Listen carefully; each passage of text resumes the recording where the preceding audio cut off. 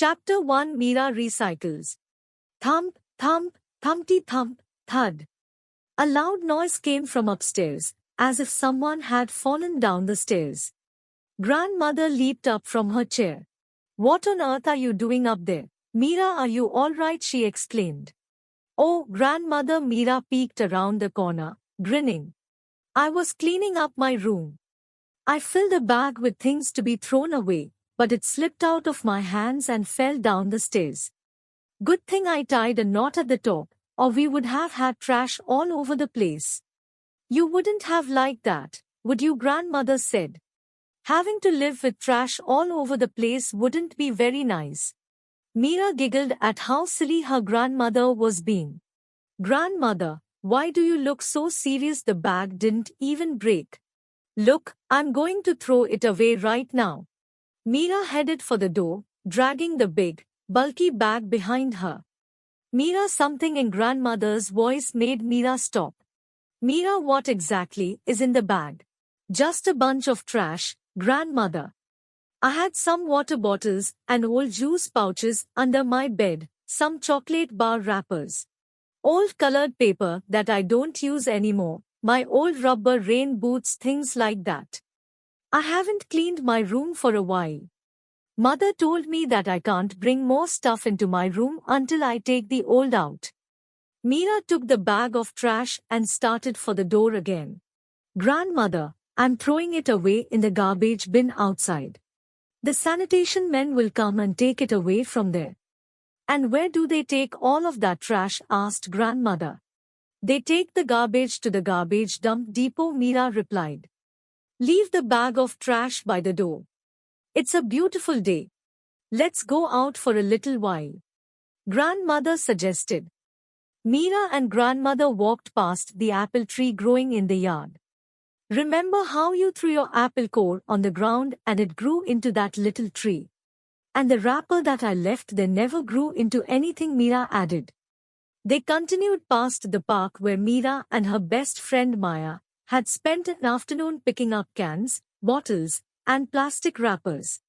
"Look, Grandmother. The recycling bins are full, and the park looks so much cleaner. People are really taking care of the park now." They walked all the way to the library and went inside. Grandmother spoke quietly to a librarian, who took them to a table and brought out books and photos of large areas filled with garbage. "What's all this?" Meera said softly. "These are pictures of garbage dump depots," said Grandmother. "This is where the sanitation trucks take everyone's waste." "That's an awful mess," said Meera. "And they look like they're overflowing. Why is that?" "Well, Meera, think about your apple core and chocolate bar wrapper. Remember that nature can take care of what comes from nature. It cycles back into nature and becomes something new from nature. But nature cannot take care of the things that people make. People have to take care of that." Meera gasped. "People think when they throw things away, they're cleaning up their mess.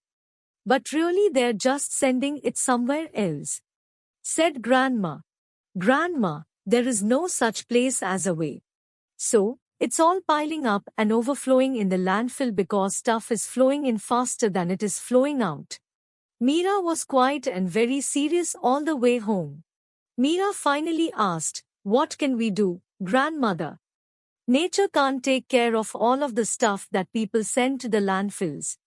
It's all just sitting there making a bigger and bigger mess. Can we do something in order to get a different result?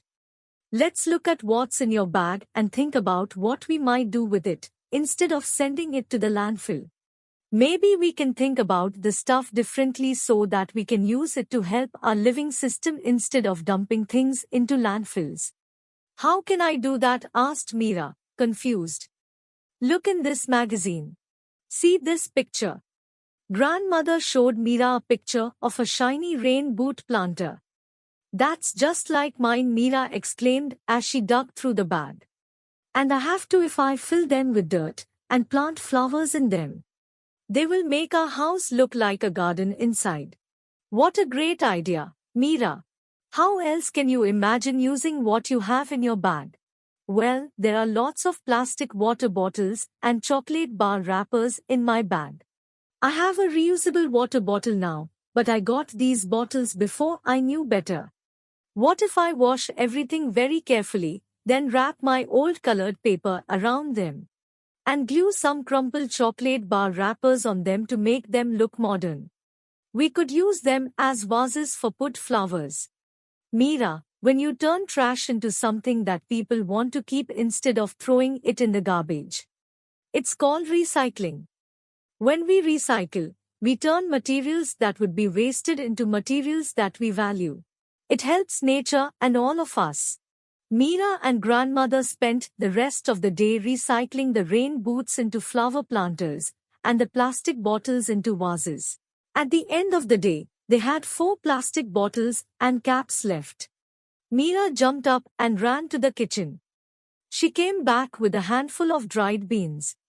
If I put the beans inside the bottle, and then I put the cap on, I have a shaker like the ones we use in music class.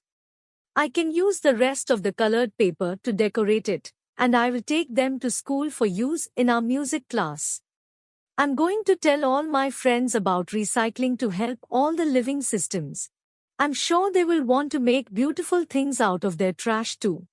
Maybe we could sell what we make and use the money to buy plants and trees for our playground. Why don't we pack up some of the things you made so you can take them to school and show them to your friends? Suggested Grandma. That will help them to understand what they can do. That night, Mira fell asleep thinking about all of the beautiful things that could be made by turning trash into treasure.